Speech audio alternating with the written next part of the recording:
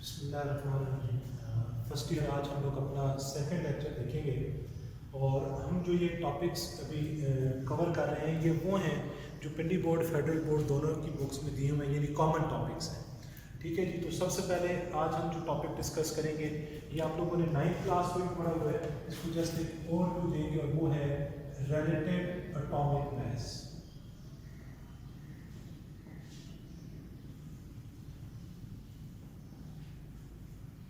Last time हम लोगों ने जब बेसिक कॉन्सेप्ट की बात की थी तो उसमें हम लोगों ने एटम को डिफाइन किया था। हमने कहा था जो लफ्ज़ एटम है ये ग्रीक वर्ड एटमोस से डिराइव हुआ है और जिसके मानी होते हैं इनडिविजिबल। फिर उसके बाद हमने उसकी मॉडर्न डेफिनेशन देखी थी और एंड पे हमने ये बात की थी कि जो एटम होता है उसको देखना बहुत मुश्किल है। यानी आजकल तो चले सोफिस्टिकेटेड ऑपरेटर्स हैं and atom can be seen ये can be made visible, but वो भी एक एटम को नहीं, वो अलग डिस्कशन हो जाती है। तो हमने ये कहा था atom is a very small entity, एक बहुत छोटी चीज़ है that can not be seen with the naked eye with light microscope, और अगर देखा भी जाता है तो with the help of electron microscope. अब स्टूडेंट्स हमारे पास जो जब केमिस्ट्री में काम हो रहा था तो एटम्स के बारे में जब हम डिस्कशन कर रहे थे तो बीच में एक कॉन्सेप्ट आता था जी एटॉमिक मास। तो हम एटम्स के एटॉमिक मासेस पढ़ रहे थे, लेकिन इशू ये था कि एटम इतना छोटा होता है कि हम उसके मास को मेजर नहीं कर सकते। ठीक है, ये हमारे पास कोई ऐसा ऑपरेटर्स नहीं है जिसकी मदद से हम एटम के मास को मेजर कर सकें। तो फिर हम एटम के मास को कैसे मेजर करेंगे? जो हम आज एटॉमिक मासेस लेते हैं ये कैसे हमें पता चले कि यही है? तो आजकल तो सोफिस्टिकेटेड ऑपरेटर्स हम कैलकुलेशंस कर सकते हैं। पहले हम लोग क्या करते थे, हम रिलेटिव एटॉमिक मास का कॉन्सेप्ट यूज करते थे। इसमें हम एक एलिमेंट को अपना स्टैंडर्ड सिलेक्ट कर लेते थे और बाकी एलिमेंट्स को के मैसेज को उसके साथ कंपेयर करके अरेंज कर लेते थे। फॉर एग्जांपल अगर आप बाजार जाते हैं, आप कहते हैं जी 1 किलो चीनी लेती है, वो एक पत्थर आपके सामने रखता है 1 किलो का, दूसरी तरफ आपको उतना ही उसके बराबर वजन जो है वो चीनी का बना के दे देता है, आप लेके आ जाते हैं, आप सेटिस्फाइड है, आपको 1 किलो चीनी मिली है। इसी तरह आप जब और कोई चीज़ लेने जाते हैं, अब वो जो एक पत्थर है जो 1 kg के उसके रिलेटिव में आपको शुगर मिलती है, आपको पोटैटोज मिलते हैं, टमाटोज, जो चीज़ आप लेते हैं रिलेटिव टू डैट आप परचेज कर लेते हैं और उसको हम कहते हैं ये एक स्टैंडर्ड है। कैसे स्टैंडर्ड है वो आप फिजिक्स में पढ़ेंगे कि international union of weights and measurements जो हैं उनके म्यूजियम में एक बॉक्स पड़ा हुआ है जिसके अंदर मैस ऑफ एरिडियम और प्लैटिनियम है जो 1 kg की इक्वल है। तो वो पूरी दुनिया में स्प्रेड आउट हुआ और उसको हम एक स्टैंडर्ड मानते हैं और वो 1 kg होता है। तो बिल्कुल इसी तरह जब हमने एटम्स के मैसेस को मेजर करना था या मालूम करना था तो हमने भी एक स्टैंडर्ड बनाया। ये स्टैंडर्ड हमने 3 से 4 पॉइंट्स माइंड में रख के बनाया था। सबसे पहला था अबंडेंस के ऊपर, नंबर 2 था जी रिएक्टिविटी, और तीसरी चीज थी नंबर ऑफ आइसोटोप्स। यानी हम जो जिस एलिमेंट को एज अ स्टैंडर्ड यूज कर रहे होते हैं रिलेटिव एटॉमिक मास में, उसके लिए हमने कुछ क्राइटेरिया बनाया था। पहला क्राइटेरिया ये था कि वो अबंडेंट एलिमेंट हो, नेचर में ज़्यादा पाया जाता हो, उसकी रिएक्टिविटी ना तो बहुत ज़्यादा रिएक्टिव हो ना बहुत कम रिएक्टिव हो। बहुत ज़्यादा reactive mean sodium potassium rubidium की तरह बहुत ज़्यादा रिएक्टिव ना हो और नोबल गैसेस की तरह बिल्कुल लीस्ट रिएक्टिव रिएक्शन शो ही ना करता हो, ऐसा ना हो। और उसके नंबर ऑफ आइसोटोप्स जो हैं वो बहुत ज़्यादा नहीं होने चाहिए। ठीक है, तो इन क्राइटेरियाज की बेस के ऊपर हमने कार्बन 12 जो है, जो कार्बन का आइसोटोप है कार्बन 12 जिसे हम कहते हैं, ठीक है, ये ऊपर एटॉमिक नंबर है और ये नीचे मास है, कार्बन 12, इसको हमने स्टैंडर्ड बनाया और इसको स्टैंडर्ड बना के हम एटम के मैसेज को इसके साथ कंपेयर करके लिखते थे। तो अब हम रिलेटिव एटॉमिक मास को डिफाइन कैसे करते हैं? तो हम क्या करते हैं जी mass of an atom of an element as compared to mass of carbon atom taken as 12। यानी किसी भी एलिमेंट के एक एटम का mass as compare to mass of carbon 12 या as compare to an atom of carbon 12, इसको हम नाम देते हैं किसका, रिलेटिव एटॉमिक मास का। अब रिलेटिव एटॉमिक मास को हम मेजर करते हैं तो उसके लिए हमारे पास यूनिट है AMU। जब भी हम किसी एलिमेंट के एक एटम का मास लेते हैं तो वो हमारे पास आता है एटॉमिक मास यूनिट में AMU जैसा लिखते हैं। और एक AMU जो है वो 1.661 into 10⁻⁻27 ग्राम या 1.661 into 10⁻⁻24 किलोग्राम के इक्वल होता है। ठीक है स्टूडेंट्स, उम्मीद करता हूँ आपको ये रिलेटिव एटॉमिक मास का टॉपिक यहाँ तक समझ आ गया होगा। इसमें आपको इसकी डेफिनेशन आनी चाहिए, ये 1AMU के रिलेशंस आने चाहिए और ये पता होना चाहिए कि हम रिलेटिव एटॉमिक मास का कॉन्सेप्ट क्यों यूज करते हैं। ठीक है, तो उसका रीजन ये है कि एटम जो है वो इतना छोटा होता है, हमारे पास कोई ऐसा इंस्ट्रूमेंट नहीं है, कोई ऐसी टेक्निक नहीं है कि हम एटम के कोई ऐसा इंस्ट्रूमेंट, कोई ऐसी इक्विपमेंट नहीं है जिसकी मदद से हम डायरेक्टली एटम के मास को मेजर कर सकें। तो इसलिए फिर हमने एक स्टैंडर्ड बनाया और उस स्टैंडर्ड को हम कहते हैं कार्बन 12। वो 3 क्राइटेरिया हमने यूज किए थे, उसकी अबंडेंस, रिएक्टिविटी और नंबर ऑफ आइसोटोप्स को देख के। और अच्छा, फिर आपके जहन में क्वेश्चन है कि कार्बन 12 को क्यों लिया है, क्योंकि आप पढ़ते हैं 9th क्लास में कि कार्बन के 3 आइसोटोप्स हैं, कार्बन 12, कार्बन 13 और कार्बन 14। तो याद रखिएगा ये जो कार्बन 12 है ना, ये कार्बन 12 99% अबंड नेचर में जो कार्बन एग्जिस्ट करती है वो कार्बन 12 की फॉर्म होती है। और ये कार्बन 13 अबाउट 1% या आप उसे कह सकते हैं 0.99% ये है, और ये 0.01% कार्बन 14 की फॉर्म में एग्जिस्ट करती है। तो ये कार्बन 12 जो है ये सबसे अबंडेंट आइसोटोप है कार्बन का, इसलिए हम इसको एज अ स्टैंडर्ड यूज कर रहे हैं। ठीक हो गया जी, थैंक यू। इसके बाद हम आगे अपना एक टॉपिक देखेंगे और वो है परसेंटेज कंपोजिशन।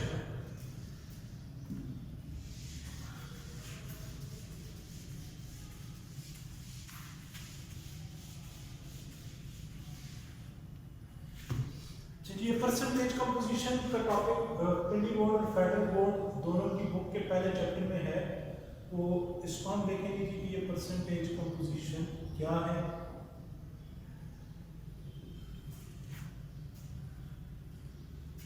कंपोजिशन क्या होती है, बनावट जिसे कहते हैं, और उसको जब आप परसेंटेज की फॉर्म में एक्सप्रेस करेंगे तो that is called percentage composition.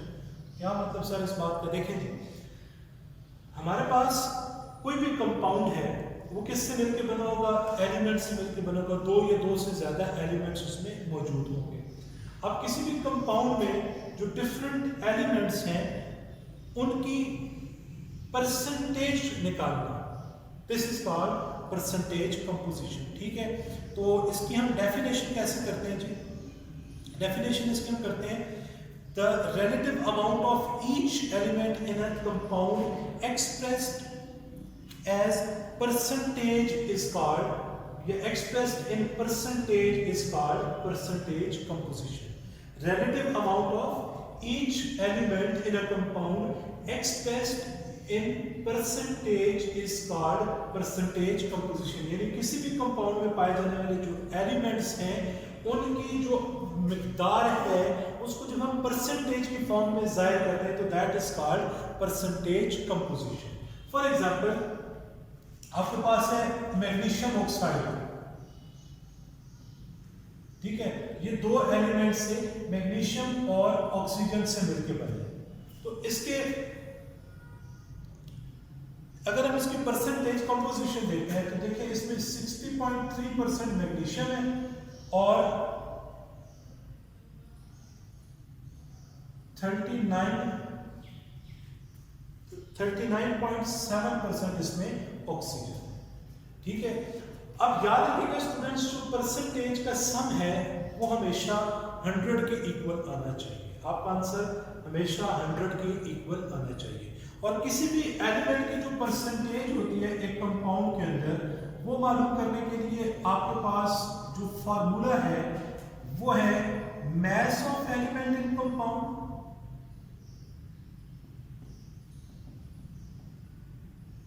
mass of element in compound divided by mass of compound multiply by 100। ये बिल्कुल वैसे ही है जैसे आप अपने मार्क्स की परसेंटेज निकालते हैं। Percentage of marks is equal two marks obtained by the student divided by total marks multiply by 100। तो परसेंटेज ऑफ एलिमेंट किसकी इक्वल होगी? मास of element in compound divided by mass of compound multiply by 100। अब हम इसकी base के ऊपर एक example करते हैं ताकि आपको ये समझ आ जाए। ये फार्मूला आपने माइंड में रखना है। आसान लफ्जों में percentage of element is equal to mass of element divided by mass of compound multiply by 100। अच्छा, इससे जी रेलेवेंट आपको दो तरह के क्वेश्चन आते हैं। एक क्वेश्चन आपको आता है जैसे मैं करने लगा हूं, determine the percentage composition of glucose. एक स्टेटमेंट लिख के दे दी आपको और आपने percentage composition of glucose find किया। आपको पता है ग्लूकोज क्या होता है? न्यूट्रेंट है C6H12O6 इसका फार्मूला है। अब ये तीन एटम से मिलकर बना हुआ है, कार्बन, हाइड्रोजन और ऑक्सीजन। तो हमने परसेंटेज ऑफ कार्बन मालूम करनी है, परसेंटेज ऑफ हाइड्रोजन, इसी तरह परसेंटेज ऑफ ऑक्सीजन। अब हमारे पास मास ऑफ कार्बन किधर से आएगा, मास ऑफ हाइड्रोजन किधर से आएगा, मास ऑफ ऑक्सीजन किधर से आएगा, इसी तरह मास ऑफ कंपाउंड। तो देखें इस कंपाउंड में 6 कार्बन है, तो हम मास ऑफ कार्बन निकालते हैं सबसे पहले। तो मास ऑफ कार्बन आपके पास कितना हो जाएगा? 6 मल्टीप्लाई बाय 12 तो 72 डायरेक्ट लिख लेते हैं, 72 ग्राम। मास ऑफ हाइड्रोजन आपने पढ़ा है, एक हाइड्रोजन का मास होता है 1, तो 12 है तो क्या हो जाएगा? 12 ग्राम। एक ऑक्सीजन का मास 16 होता है, आपके पास 6 है तो ये हो जाएगा 96 ग्राम। और इस तरह जो मास ऑफ कंपाउंड यानी ग्लूकोज है, मास ऑफ कंपाउंड हम लिखेंगे, इसको लिखेंगे मास ऑफ कंपाउंड, तो वो इन सब को जमा करेंगे तो आ जाएगा 180। ये हमारा डेटा था जो हमने स्टेटमेंट से डिराइव किया। जब आपको इस तरह स्टेटमेंट दी हुई होगी तो आपने सबसे पहले उसका फार्मूला लिखना है, उस फार्मूले में जो एटम्स आते हैं उन एटम्स को आइडेंटिफाई करना है और उसका मास निकालना है। अब हमने करना क्या है? परसेंटेज कंपोजिशन फाइंड आउट करना। सबसे पहले जो हम क्या करेंगे, परसेंटेज ऑफ कार्बन मालूम करेंगे। तो परसेंटेज ऑफ कार्बन के लिए फार्मूला क्या है? मास of carbon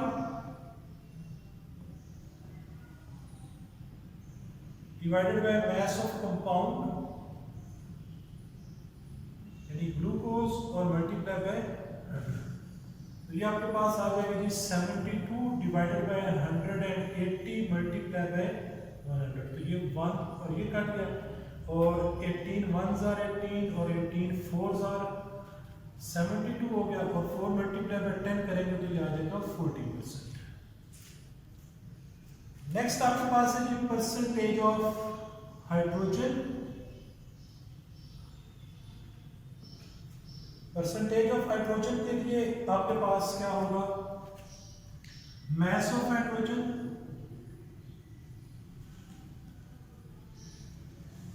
divided by mass of compound multiplied by 100, ये आ जाएगा 12 डिवाइडेड बाय 180 और ये 100। तो ये 100 से ये 6 2s are और ये 6 3s are, तो ये 2 मल्टीप्लाई बाय 20 हो जाएगा। ये आंसर आ जाएगा आपका 6.667%। ठीक है जी। नेक्स्ट हम देखेंगे परसेंटेज ऑफ ऑक्सीजन। तो ये होगा mass of oxygen divided by mass of compound multiply by 100। तो ये आएगा 96 divided by 100 by 80 and into this. तो ये आपके पास 6 3s, ये आप करेंगे जी तो 3 6s are और ये 3 3s are और ये 3 2s are, और ये आपके पास 3 और ये 5 हो जाएगा।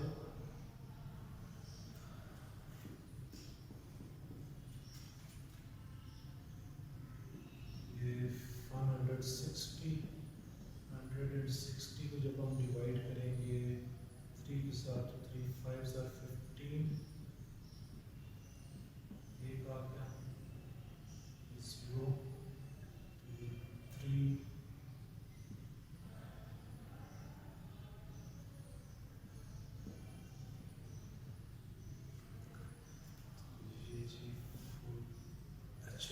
जब आप इसको 5 से मल्टीप्लाई करेंगे तो 160 बन जाएगा। 160 को जब आप डिवाइड करेंगे 3 से तो आपके पास आंसर आ जाएगा 53.33%। ठीक है, ये परसेंटेज ऑफ ऑक्सीजन आ गई। हमारा आंसर क्या ठीक है ये देखने के लिए जो तीनों परसेंटेजेस आई हैं हम आपस में ऐड कर लेते हैं। तो ये 6.67 प्लस 53.33, ठीक है जी। तो 53.33, उसके बाद 40.0 और ये 06.67, ये 10 हो जाएगा। इधर 6 9 और ये 0 5 और ये 9 और ये 9, ये 99.00, तो ये ऑलमोस्ट 100% है, क्योंकि वो जब आप इसको ऐड करेंगे वो पॉइंट्स में जब आप लेके जाएंगे लंबा आंसर आएगा, ऐड करेंगे कैलकुलेटर पे तो आपका आंसर एग्जैक्ट आ जाएगा। ठीक है जी, उम्मीद करता हूँ ये आपको एग्जाम्पल समझ आ गई। इसके बाद हम एक और एग्जाम्पल करते हैं। ये एग्जाम्पल पिंडी बोर्ड की जो सिलेबस है उसमें क्वेश्चन नंबर 14 है एक्सरसाइज का, उससे मैं ले रहा हूँ। उस क्वेश्चन का ए पार्ट लिखा हुआ है, determine the percentage of nitrogen in the following important fertilisers. ठीक है, 4 फर्टिलाइजर्स आपको दिए हैं, तो उनमें से आपको कहता है जी कि आपने परसेंटेज ऑफ नाइट्रोजन फाइंड करना। तो परसेंटेज ऑफ नाइट्रोजन हम फाइंड करेंगे in ammonium sulphate NH4 twice SO4 इसमें। अब देखें जी हमारे पास जो कंपाउंड है सबसे पहले इसको आप आइडेंटिफाई कर लें। इसमें हमारे पास हमने परसेंटेज किसकी मालूम करनी है, नाइट्रोजन की। तो हमें चाहिए कि होगा मैस ऑफ नाइट्रोजन, उसके बाद मैस ऑफ कंपाउंड, और थर्ड हमने मालूम क्या करना है, परसेंटेज ऑफ नाइट्रोजन। अब देखिए स्टूडेंट्स, ये जो स्क्वायर है बाहर, ये अंदर दोनों के साथ मल्टीप्लाई होगा, यानी ये जब अंदर जाएगा तो यहाँ पर जो नाइट्रोजन है ये एक नहीं है बल्कि ये इसके साथ मल्टीप्लाई होगा, तो 2 नाइट्रोजन है। एक नाइट्रोजन का मैस होता है 14, 2 चुका हो जाएगा 28। अब इसके मैस देखने की कैसे बनाएंगे, 2 नाइट्रोजन है, 4 नाइट्रोजन है तो 4 मल्टीप्लाई बाय 2, तो ये 8 हाइड्रोजन, 1 सल्फर और 4 ऑक्सीजन। तो ये 28, ये सिंपल 8, ये आ जाएगा 32, और ये आपके पास 16 मल्टीप्लाई बाय 4, तो ये आ जाएगा 64। ये 8 8 16 20 22, 2 आ गया, 6 9 11 132। तो मैस ऑफ कंपाउंड आपके पास आ गया 132 ग्राम। मैस ऑफ नाइट्रोजन, 2 नाइट्रोजन है तो 28। मैस ऑफ कंपाउंड, इस तरीके से आप इस कंपाउंड को लेके इनमें जो हर एटम का मैस है उसको मल्टीप्लाई करके आगे कर लें। मैं आपके लिए थोड़ी सी सहूलत कर देता हूँ और कि किस तरह इसको करना है। तो आपको ये पता होना चाहिए 2 नाइट्रोजन है, 1 नाइट्रोजन का मैस होता है 14, तो 2 मल्टीप्लाई बाय 14 क्या हो गया 28। 8 हाइड्रोजन है, 1 का मैस होता है 1, तो 8 का 8। 1 सल्फर है, सल्फर का मैस होता है 32, तो ये 32। 4 ऑक्सीजन है, 1 का मैस होता है 16, तो ये 64। टोटल करेंगे तो आपके पास 132 आ जाएगा। अगेन परसेंटेज ऑफ नाइट्रोजन, तो फार्मूला क्या बनेगा, percentage of nitrogen is equal to mass of nitrogen जो कितना है 28 ग्राम, मैस ऑफ कंपाउंड जो कितना है 132 मल्टीप्लाई बाय 100। ठीक है जी, तो इसको जब हम सॉल्व करेंगे कैलकुलेटर यूज कर लेते हैं।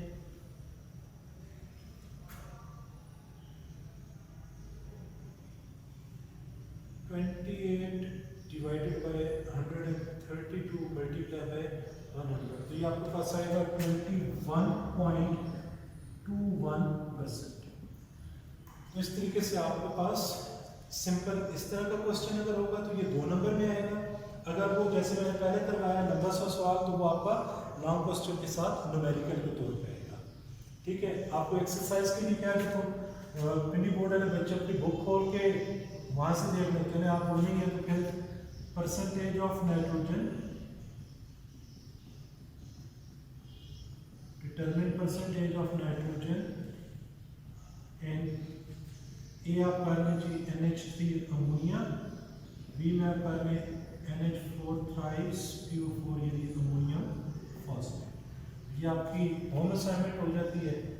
लेक्चर देखने के बाद इसको सॉल्व कर लें। उम्मीद करता हूँ आपको दोनों टॉपिक रिलेटिव एटॉमिक मास और परसेंटेज का पोजीशन समझ आ गए होंगे। किसी किस्म का कोई क्वेश्चन है, कोई क्यूरी है तो कमेंट बॉक्स में लिखें, आपको ज़रूर उसका आंसर दिया जाएगा।